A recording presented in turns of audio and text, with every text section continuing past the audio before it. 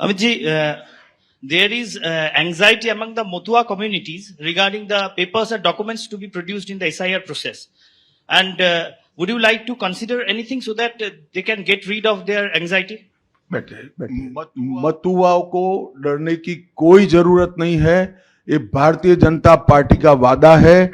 जो शरणार्थी बंगाल में आए हैं वो भारत के नागरिक है, इनका कोई नुकसान नहीं कर सकता, ममता बनर्जी भी नहीं कर सकती। Amit ji, this is Atri Mitra from Indian Express. पिछले कई इलेक्शन में हम लोग देखे हैं कि your ground level organisation was failed to dominate in the day of election with TMC.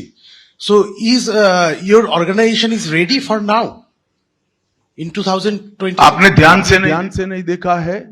मैंने इसीलिए पहले भाजपा की विकास यात्रा, भारतीय जनता पार्टी की विकास यात्रा बनाई। हम 3 सीट पर थे, 77 पर पहुंचे हैं और 77 से अब एज अ मुख्य विरोध पक्ष हमारा अधिकार है कि विफल सरकार को उखाड़कर हमें जनता शासन देगी। हम 77 सीट पर ऐसे नहीं पहुंच सकते, 18 सीटें ऐसे नहीं जीत सकते हैं। हमारा काम बूथ तक पहुंच चुका है, इसी के कारण हमें सफलता मिली है। बीएसएफ जब तक फेंसिंग नहीं होती है तब तक बीएसएफ सुरक्षा नहीं कर सकती है। बीएसएफ को भूमि देनी पड़ेगी फेंसिंग के लिए भारत सरकार को। मेरे स्तर पर मैंने 7 पत्र लिखे ममता बनर्जी को। ये 6 साल के अंदर 3 बार गृह सचिव यहां आकर मीटिंग कर गए चीफ सेक्रेटरी से। मैं पूछना चाहता हूं तृणमूल कांग्रेस की सरकार को, जमीन देने में क्या डर है? कि आपकी कोई रिस्पॉन्सिबिलिटी नहीं है या आप घुसपैठ होने देना चाहते हो?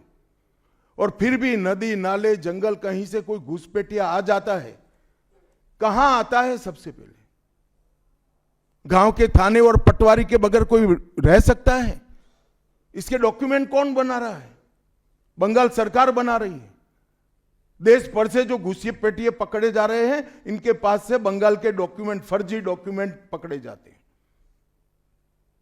हैं। उन्होंने घुसपैठियों को अपनी वोट बैंक मजबूत करने के लिए राज्य सरकार की नीति के रूप में स्वीकार कर लिया है। इसलिए मैं कहता हूं कि तृणमूल कांग्रेस घुसपैठ नहीं रोक सकती।